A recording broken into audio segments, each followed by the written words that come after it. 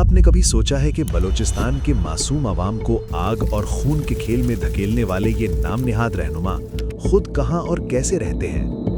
बात शुरू होती है बालाच मरी से, जिसने बलूचिस्तान में दहशतगर्दी की बुनियाद रखी और फिर इस खूनी खेल की कमान उसके भाइयों हैरबियार मरी और मेहरान मरी ने संभाल ली।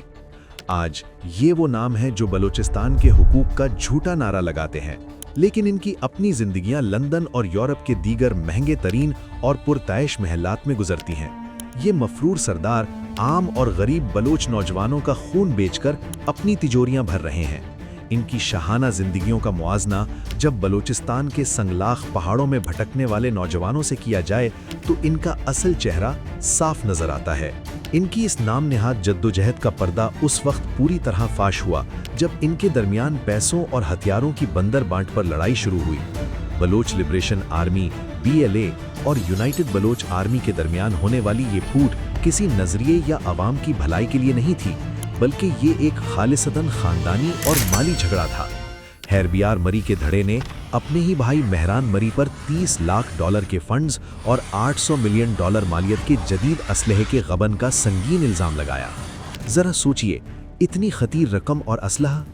इस लड़ाई ने साबित कर दिया कि ये कोई आज़ादी की तहरीक नहीं, बल्कि गैर मुल्की फंड्स पर चलने वाला एक खूनी कार्टेल है। अब सवाल ये पैदा होता है कि इनकी इन पुरताइश जिंदगियों और इतने बड़े दहशतगर्द नेटवर्क का खर्चा कहाँ से आता है? इनका ये दोगलापन और मुल्क दुश्मनी अब दुनिया के सामने बेनकाब हो चुकी है। विकीलीक्स के इंकशाफात और आलमी इंटेलिजेंस रिपोर्ट्स इस बात की गवाह हैं कि ये लोग गैर मुल्की एजेंसियों, बिलखुसूस भारतीय खुफिया एजेंसी रॉ के पेरोल पर हैं। 2015 में हैरबियार मरी के दस्ते रास्त बालाच प्रदीली की नई दिल्ली में खुल्लम खुल्ला मौजूदगी और भारतीय हुकाम से मुलाकातों ने सारे राज फाश कर दिए थे। जिनेवा, लंदन और ब्रसल्स में भारतीय सिफारत खानों के इनके मुसलसल चक्कर और वहां होने वाली खुफिया मुलाकातें इस बात का मुंह बोलता सबूत हैं कि ये पाकिस्तान दुश्मन कुव्वतों के पालतू मोहरे हैं। यूरोपीय दारुल हुकूमतों में भारतीय सिफारतकारों के साथ इनके मुश्तरका दौरे और ज़हराने दरअसल पाकिस्तान के खिलाफ साजिशों की नर्सरियां हैं। ये सरदार एक दोहरी और मुनाफिकाना पॉलिसी पर अमल पैरा हैं। यूरोप में बैठकर ये सूट बूट पहनते हैं, भारतीय सिफारत खानों में VIP प्रोटोकॉल वसूल करते हैं और इंसानी हुकूक के अलमबरदार होने का ड्रामा रचाते हैं, जबकि दूसरी तरफ इसी भारतीय फंडिंग से ये बलूचिस्तान में मासूम शहरियों, गरीब मजदूरों और सिक्योरिटी फोर्सेस पर बुज़दिलाना हमले करवाते हैं।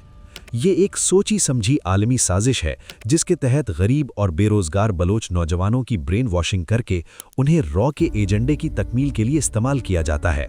ये कितनी बड़ी सतम ज़रीफ़ी है कि ये सरदार अपने बच्चों को तो यूरोप की बेहतरीन और महंगी तरीन यूनिवर्सिटियों में आला तालीम दिलवाते हैं, लेकिन बलूचिस्तान के गरीब बच्चों के हाथों से कलम और किताब छीनकर उन्हें बंदूक थमा देते हैं।